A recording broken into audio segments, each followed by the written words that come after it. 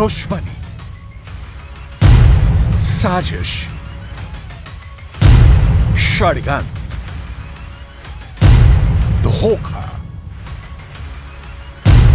गद्दारी,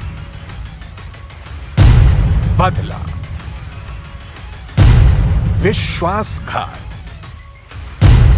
हत्या, हादसा। इब्राहिम रईसी की मौत की मिस्ट्री क्या? आयतुल्लाह सैयद इब्राहिम रईसी खादिमुर रज़ा अलैहिस्सलाम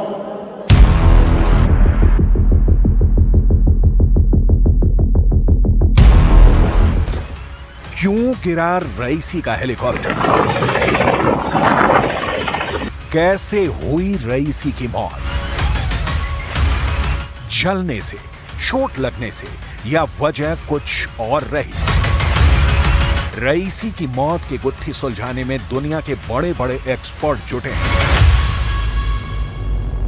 लिहाजा यह समझना बहुत जरूरी है कि रईसी की मौत सिर्फ हेलीकॉप्टर क्रैश की वजह से हुई या इसके पीछे कोई बड़ी साजिश है।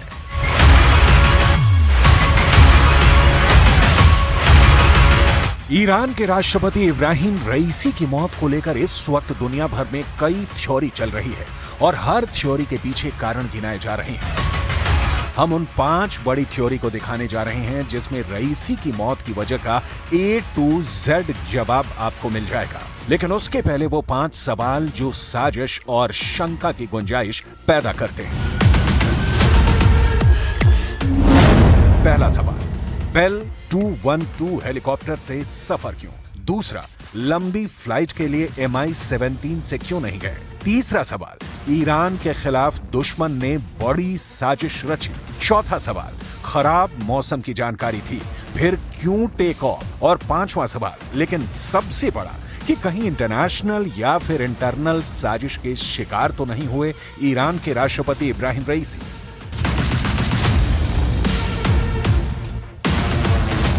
इन सवालों में रत्ती भर भी सच्चाई है तो फिर पूरी दुनिया के सामने नया और एक बहुत बड़ा संकट आने वाला है।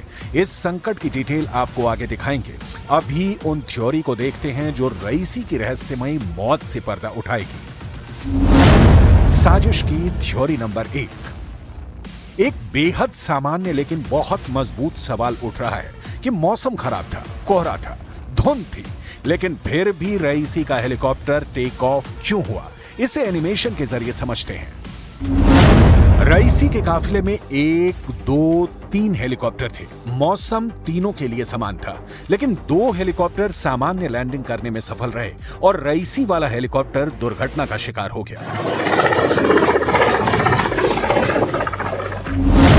सवाल है, कैसे? क्या पायलट से कोई गलती हुई या हेलीकॉप्टर में ऐसा कोई डिवाइस फिट किया गया था जिसकी वजह से क्रैश हुआ?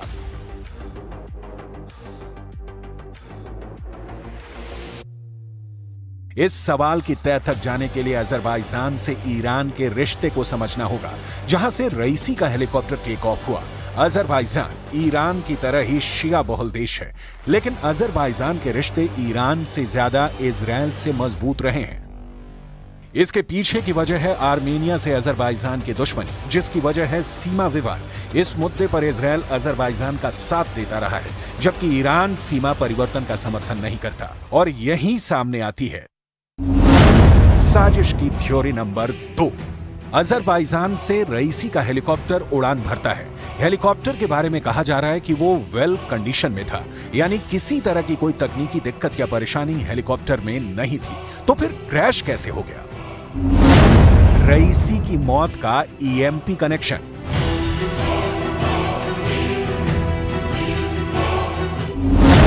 EMP मतलब electromagnetic pulse weapons. Electromagnetic pulse cannon से निकली तरंगों का इस्तेमाल करता है। ये एक सुपर शक्तिशाली माइक्रोवेव सिस्टम का उपयोग करता है। ईएमपी से निकली ऊर्जा इलेक्ट्रॉनिक उपकरणों जैसे ड्रोन में वोल्टेज वृद्धि का कारण बनती है।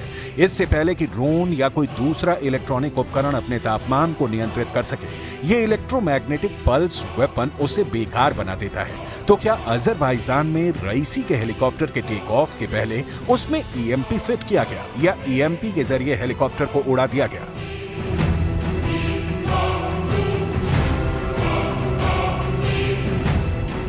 ईरान की बढ़ती ताकत पश्चिम देशों से लेकर अमेरिका और इजरायल तक के लिए परेशानी का कारण रही है।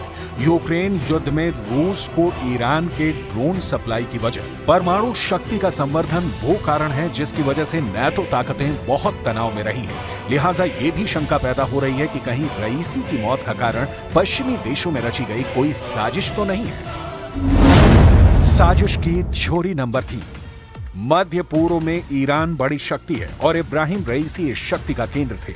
एक ऐसा नेता जिसका अमेरिका घनघोर विरोधी रहा है। रईसी पर अमेरिका प्रतिबंध भी लगा चुका था। ईरान अमेरिकी प्रतिबंधों के कारण टेंशन में भी रहता था, क्योंकि मुल्क की तरक्की में ये प्रतिबंध बहुत बड़ी बाधा है। रईसी के नहीं होने पर अमेरिका या पश्चिमी ताकतें मिडिल ईस्ट में खुलकर खेल सकती हैं। 2020 में ईरान के लोगों के लिए हीरो माने जाने वाले जनरल कासिम सुलेमानी की एक अमेरिकी ड्रोन हमले में मौत हो गई थी और यही वजह है कि ये शंका जताई जा रही है कि कहीं रईसी की मौत के पीछे पश्चिमी ताकतें तो नहीं हैं। अमेरिका ने रईसी की मौत की वजह किसी तरह की साजिश होने से शुरुआती तौर पर इनकार किया है, लेकिन फुल प्रूफ इनकार अब भी बाकी है। जाहिर है शक की बड़ी गुंजाइश अब भी शेष है। साजिश की थ्योरी नंबर 4। ये रईसी थे जिन्होंने हमास का खुलकर समर्थन किया। ये रईसी थे जिन्होंने यमन के हूथी विद्रोहियों को समर्थन दिया। ये रईसी थे जिन्होंने लेबनान के हिजबुल्लाह का समर्थन किया और ये तीनों मिलकर इजरायल को जख्म देते रहे हैं। इसीलिए कहा जा रहा है कि रईसी के अंत में कहीं इजरायल का हाथ तो नहीं। यह तथ्य है कि हमास को ईरान से समर्थन मिलना बंद हो जाए तो गाजा से लेकर रफा तक इजरायल कब्जा कर ले, और यही वजह है कि रईसी की मौत का इजरायल से कनेक्शन जोड़ा जा रहा है। इस साजिश को मजबूती देने के लिए कहा जा रहा है कि अजरबैजान में जब रईसी मौजूद थे उसी वक्त इजरायल की खुफिया एजेंसी मोसाद ने उनके हेलीकॉप्टर के साथ छेड़छाड़ की। इजरायल अक्सर अपने दुश्मनों को विदेशी जमीन पर मारने की साजिश रचता है। मोसाद ऐसे ऑपरेशन को अंजाम देती है, लेकिन यहाँ ध्यान देने वाली बात है कि अजरबैजान में मोसाद ही एक्टिव नहीं है, बल्कि ईरान के रिवोल्यूशनरी गार्ड भी बड़ी तादाद में मौजूद हैं। सवाल घूम फिर कर वहीं पहुंच जाता है कि फिर क्या हुआ था रईसी के हेलीकॉप्टर के साथ? कैसे क्रैश हो गया हेलीकॉप्टर जिसमें रईसी की मौत हुई? साजिश की थ्योरी नंबर 5। एक शंका यह भी जताई जा रही है कि रईसी की मौत की वजह इंटरनेशनल नहीं, इंटरनल षड्यंत्र हो सकता है। और अभी भी जानकारी मिली कि ईरान ने इस हेलीकॉप्टर क्रैश की जांच शुरू कर दी। दरअसल साइट्स पर पहुंचे ब्रिगेडियर अली अब्दुल्लाही ईरान के हाई रैंकिंग अधिकारी सच का पता लगाएंगे। मेजर जनरल बघेरी को बड़ी साजिश का शक है। राष्ट्रपति का हेलीकॉप्टर आखिर कैसे क्रैश कर गया और क्या गड़बड़ी थी, इसकी अब जांच की जा रही है। और इस दुर्घटना के बाद ईरान ने 5 दिन का शोक रखा है, लेकिन इस बीच ईरान और इजराइल के कैंप फिर से एक्टिव हो गए हैं।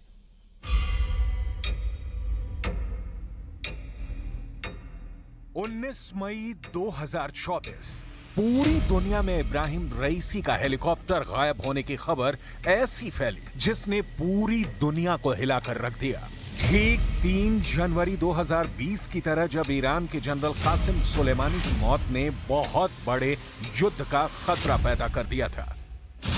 क्या रईसी की मौत एक बड़े युद्ध की दस्तक है? क्या रईसी का हेलीकॉप्टर क्रैश वर्ल्ड वॉर का लॉन्चिंग पॉइंट है? बात बहुत गंभीर है, क्योंकि एक देश के राष्ट्रपति की मौत हुई है। रईसी की मौत ईरान के अंदर हुए हेलीकॉप्टर हादसे में हुई और सुलेमानी की मौत बगदाद में अमेरिका के ड्रोन हमले में हुई। 4 साल के अंदर ईरान को ये 2 बहुत बड़े हाई प्रोफाइल सदमे लगे हैं, जिससे ना ईरान के दोस्त अलग रह सकते हैं और ना ही ईरान के दुश्मन।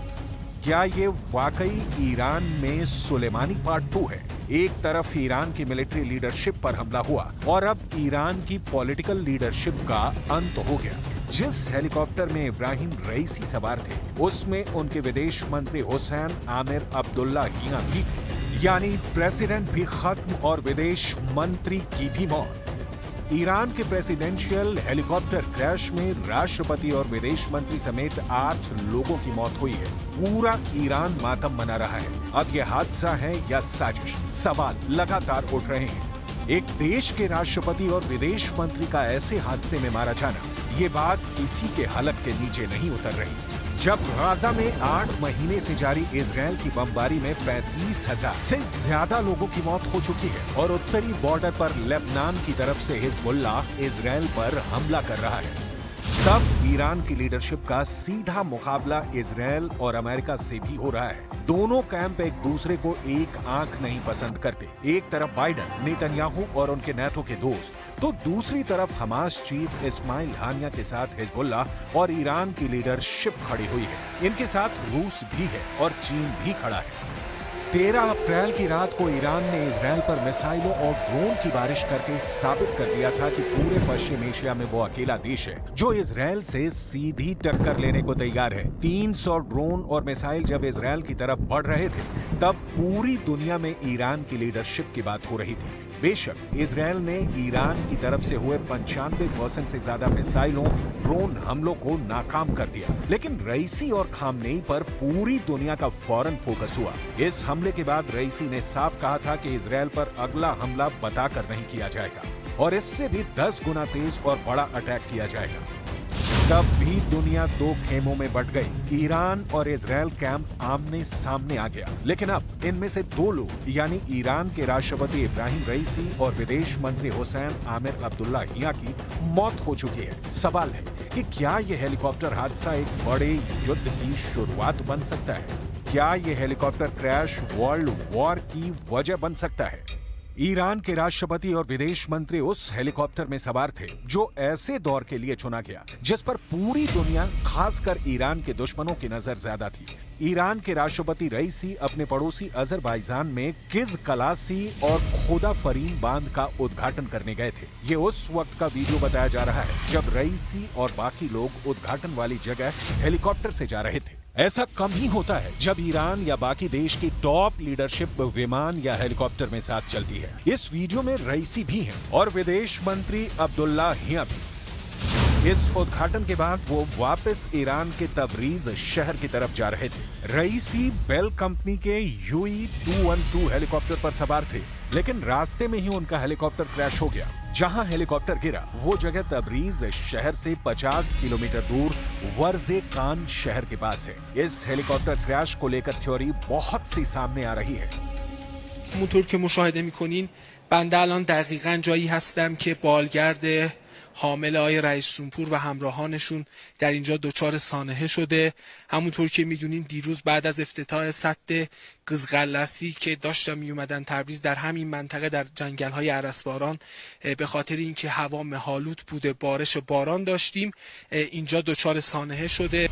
फिलहाल सबको डर सता रहा है कि अगर यह हादसा नहीं बल्कि रईसी का हेलीकॉप्टर किसी साजिश का शिकार हुआ है तो ईरान क्या करेगा? क्या ईरान ऐसा बदला लेगा जो बहुत खामोशी से अंजाम दिया जाएगा? क्या ईरान ने बदला लेने का जवाबी मिशन शुरू कर दिया है? इस वक्त पश्चिम एशिया पर बहुत बड़ा खतरा मंडरा रहा है। शायद गाजा में चल रही बमबारी से भी बड़ी तबाही दुनिया के इस इलाके की चौखट पर इंतजार कर रही है। रईसी का हेलीकॉप्टर क्रैश होने के बाद दुनिया का रिएक्शन देखिए।